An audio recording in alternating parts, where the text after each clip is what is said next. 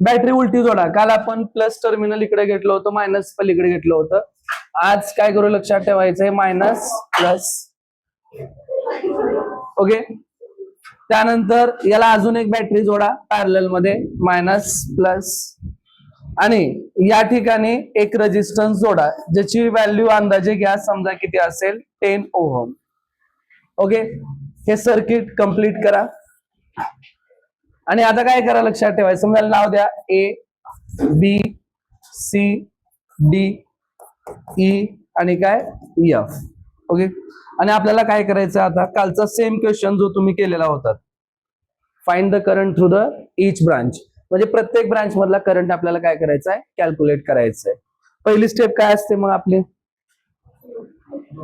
हा ते काय, ते डायरेक्ट लूपच का, करंट व्हेरिएबल रिड्यूस करायचं आधी, ते लक्षात ठेवा. ओके. करंट कुठून कुठे फ्लो होतं, -2 प्लस, समजा या ठिकाणी करंट काय असेल, I1. B2C सुद्धा कुठलं करंट असेल, I1. ओके. त्यानंतर ज्या ठिकाणी जंक्शन असतं त्या ठिकाणी करंट काय होतं, डिवाइड. आता या बॅटरी मधलं करंट समजा त्याला काय म्हणा तुम्ही, I2. ओके. आता खाली जे येणारं करंट असेल ते I3, त्याची व्हॅल्यू काय असेल, I1 प्लस I2. ओके. त्याच्यानंतर बॅटरी मधून जेवढं करंट बाहेर येतं लक्षात ठेवायचं, तेवढंच करंट बॅटरीच्या आतमध्ये दाखवायचं, म्हणजे I2. आणि हे काय असेल, I1. आणि हे करंट इथे येणारं करंट काय असेल लक्षात ठेवा, I3. काय असेल, I3. बघा. सेकंड, आता करंट व्हेरिएबल तुम्ही काय केला, रिड्यूस केला. नेक्स्ट काय करायचं, लूप सिलेक्ट करायचा. कुठलाही लूप घ्या. आता आपण काय करू, इनिशियली लक्षात ठेवायचं, हा एक लूप घेऊ, loop A B C F A. कुठला लूप घ्या, A B C F A. Okay. मग आता A B C F A loop select केला, त्यामध्ये काय अप्लाय करायचं, केव्हीएल किंवा किर्चॉफ्स व्होल्टेज लॉ, त्यालाच तुम्ही मेश लॉ. मग आता बघा, सुरुवातीला ए कडून बी कडे जाताना तुम्हाला काय भेटतं, बॅटरी. मग बॅटरीचा आपण काय घेतो, ईएमएफ. आता राहतो प्रश्न, पॉझिटिव्ह घ्यायचं का निगेटिव्ह. काय घेणार आपण, पॉझिटिव्ह. का बरं, या साईडला म्हणजे -2 प्लस.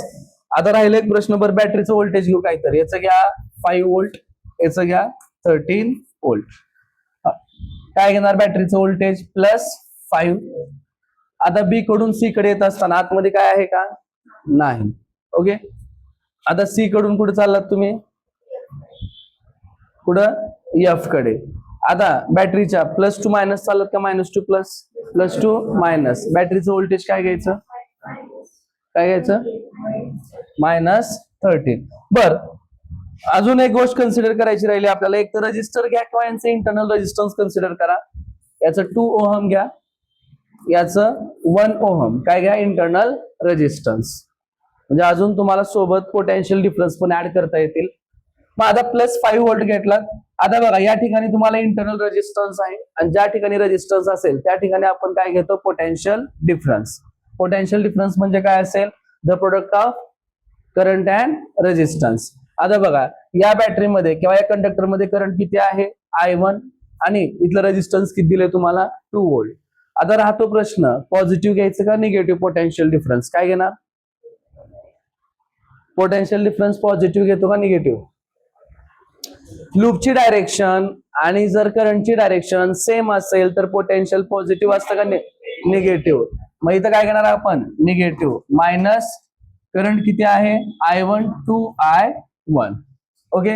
आता B to C च्या आतमध्ये रेजिस्टन्स आहे का, नाही. मग पोटेन्शियल डिफरन्स घ्यायचं नाही. आता सी कडून एफ कडे यायला लागलात, काय होतं बघा, मला सांगा. C to F, बॅटरीचं कुठलं टर्मिनल, आधी एक बॅटरी आहे, बॅटरीचं ईएमएफ घेतो. किती आहे ईएमएफ, 13 व्होल्ट.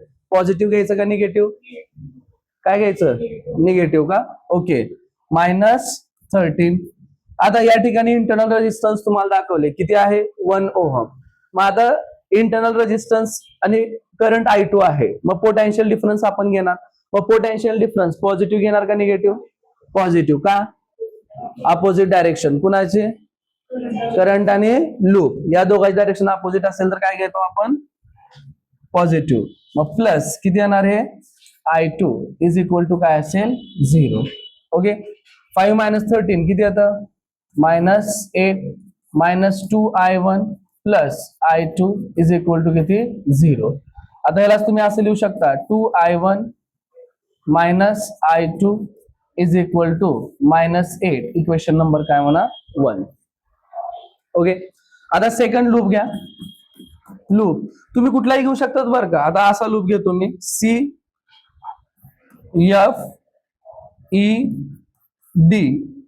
आणि C. तुम्हाला जो लूप सिलेक्ट करू वाटेल तो लूप सिलेक्ट करा, काय फरक पडत नाही. CFEDC. चला आता जरा C कडून F कडे चाललात. बॅटरी आहे पॉझिटिव्ह का निगेटिव्ह निगेटिव्ह -13. ओके आता करंट I2 आहे, इंटरनल रेजिस्टन्स 1 ओहम आहे, डायरेक्शन कशी आहे अपोजिट. मग पोटेन्शियल डिफरन्स कसं घेणार पॉझिटिव्ह प्लस I2. त्यानंतर तुम्ही कुठे आलात लक्षात ठेवायचं खाली E कडून F कडून E कडे. आता इथं आतमध्ये काहीच नाहीये. ओके बट आता इकडे जात असताना काय भेटतं तुम्हाला रेजिस्टन्स आणि करंट. आता बघा लूपची डायरेक्शन आणि करंटची डायरेक्शन कशी आहे आपण कन्सिडर केलेली आहे अपोजिट. मग आता पोटेन्शियल डिफरन्स पॉझिटिव्ह का निगेटिव्ह पॉझिटिव्ह. काय घेणार पॉझिटिव्ह. अपोजिट आहे ना तुम्ही इकडे चाललात करंट कुठे आहे अपोजिट डायरेक्शनला आहे. मग किती घेणार प्लस का minus plus 10I3 is equal to काय असेल 10I3 इज इक्वल टू 0. कारण D2C च्या मध्ये काय आहे का नाही. मग आता बघा -13 प्लस I2 प्लस 10. I3 ची व्हॅल्यू तुम्हाला सांगितली. I3 काय असतं I1 plus I2. I1 plus I2 is equal to 0. Okay बघा काय येतं मग -13 plus I2 plus 10I1 plus 10I2 is equal to 0. 10I2 plus I2 किती येतं 11I2. म्हणजे नीटला 10I1 प्लस 11I2 इज एक -13 ला पलीकडे पाठवा +13. Equation number 2. दोन्ही सायमल्टेनियस इक्वेशन भेटल्या. प्लस नाही येत +8.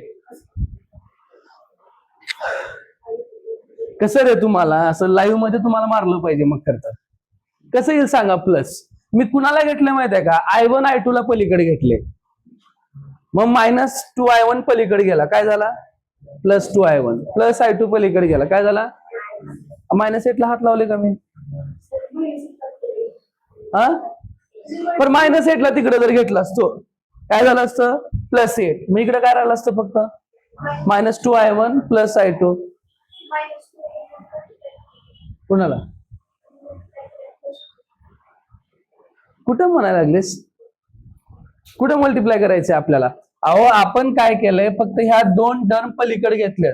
फक्त लिहिताना अलीकडे लिहिलोय आपण -2I1 प्लस I2 किती येणार पलीकडे गेल्यानंतर +2I1 -I2. तेच -8 ला आपण हात सुद्धा लावला नाही म्हणून -8 जसं तसं लिहिलंय.